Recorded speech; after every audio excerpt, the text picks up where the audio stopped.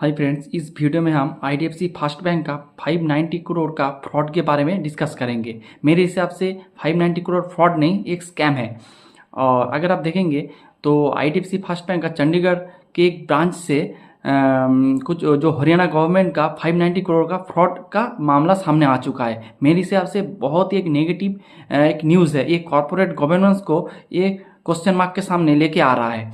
और इसमें आपको एक दो सिनारियो है, जैसे अगर जो अमाउंट फ्रॉड हुआ है उस अमाउंट जिस अकाउंट में ट्रांसफ़र हुआ है उस पूरे अकाउंट को अगर पूरे अमाउंट को अगर इस बैंक ने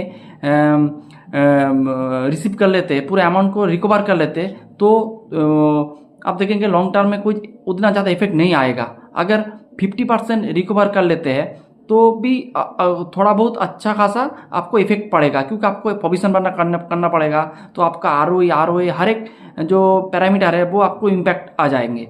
और अगर जो पूरा अमाउंट है वो कुछ भी रिकवर नहीं कर पाए, उसके साथ अगर उस वाले जो अमाउंट है वो बिटकॉइन या फिर उस तरह का जो बाहर का अकाउंट में ट्रांसफ़र हो गए और अगर आप रिकवरी ज़ीरो आ गए तो बहुत दिक्कत आ रहा है इस बैंक के साथ। ये एक प्रॉब्लम है। और उसके साथ और एक प्रॉब्लम है, अभी एक दो जो अकाउंट है उसमें फ्रॉड का मामला निकल के आया है। अगर और जो सारे अकाउंट है वो बहुत सारे अकाउंट है, उस सारे अकाउंट में भी अगर इस फ्रॉड का मामला सामने आ जाते अगले दिनों में तो इस बैंक के लिए बहुत ही दिक्कत वाली टाइम आ जाएंगे।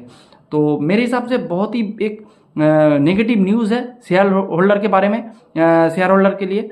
क्योंकि और अगर आप मंडे को जब मार्केट ओपन होगा तो अगर आप देखेंगे पूरे लोअर सर्किट में डाउन होगा। जो भी गेन इन लोगों ने लास्ट 20-30% इन लोगों ने बॉटम से ऊपर के आया है वो सारे लॉस गायब होने का चांस है। मेरे हिसाब से जो रिटेलर को शेयर बेचने की टाइम तक नहीं मिलेगा। मेरे हिसाब से सीधे लोअर सर्किट में ओपन होने का बहुत ही अच्छा खासा चांस है। तो मेरे हिसाब से न्यूज़ एकदम ही नेगेटिव है।